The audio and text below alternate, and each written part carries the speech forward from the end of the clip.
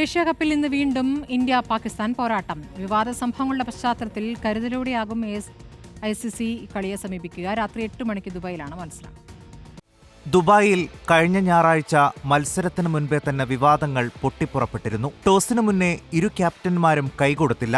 Match റഫറിയാണ് ഹസ്തദാനത്തിന് വിലക്കിയതെന്നാരോപിച്ച് Pakistan UAEക്കെതിരായ മത്സരത്തിൽ ബഹിഷ്കരണ ഭീഷണി വരെ മുഴക്കി. പിന്നീട് അന്താരാഷ്ട്ര ക്രിക്കറ്റ് കൗൺസിൽ വടിയെടുത്തതോടെയാണ് പാകിസ്ഥാൻ അയഞ്ഞത്.